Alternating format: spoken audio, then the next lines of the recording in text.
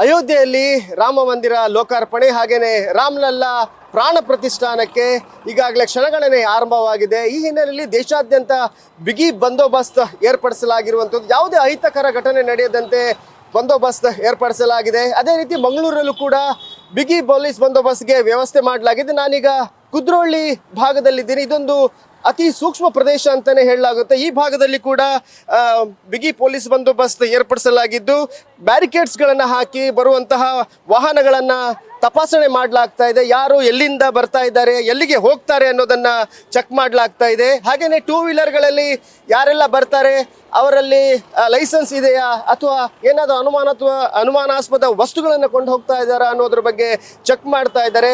Mangaluru police commissionerate ವ್ಯಾಪ್ತಿಯಲ್ಲಿ ಈಗಾಗಲೇ 196 ಕಡೆ ಧಾರ್ಮಿಕ ಕಾರ್ಯಕ್ರಮಗಳು ನಾಳೆ ನಡೆಯಲಿವೆ. ಈ ಹಿನ್ನೆಲೆಯಲ್ಲಿ ಬಿಗಿ ಪೊಲೀಸ್ ಬಂದೋಬಸ್ತ್ ಆ ಭಾಗದಲ್ಲಿ ಏರ್ಪಡಿಸಲಾಗಿರುವಂಥದ್ದು. ಹಾಗೆಯೇ 131 ಸೂಕ್ಷ್ಮ ಪ್ರದೇಶಗಳನ್ನು ಈಗಾಗಲೇ ಗುರುತಿಸಲಾಗಿದೆ.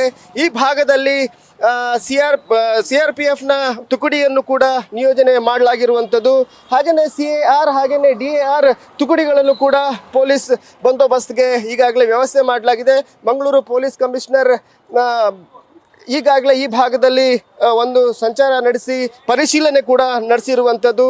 ಹಾಗೆಯೇ ಪೊಲೀಸರು ಬರುವಂಥ ವಾಹನಗಳನ್ನು ತಡೆದು ತಪಾಸಣೆ ಮಾಡ್ತಿರುವಂಥದ್ದನ್ನು ಈಗ ನೀವು ಗಮನಿಸ್ಬೋದು. ವಾಹನಗಳನ್ನು ಟೂ ವೀಲರ್ ಆಗ್ಬೋದು, 4 ವೀಲರ್ ಆಗ್ಬೋದು, ಪ್ರತಿಯೊಂದು ವಾಹನಗಳನ್ನು ತಪಾಸಣೆ ಮಾಡಲಾಗ್ತಾ ಇದೆ.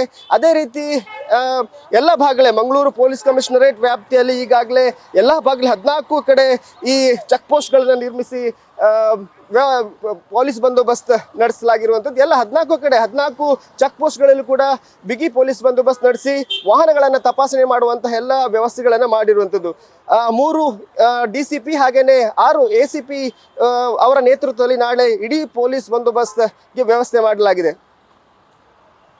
ಕ್ಯಾಮ್ರಾಮನ್ ಪ್ರಶಾಂತ್ ಅವರೊಂದಿಗೆ Kiran Sirsikar, news first, Mangaluru. News first ನಿರ್ಭೀತಿಯಿಂದ ನಿಮ್ಮ ಪರವಾಗಿ.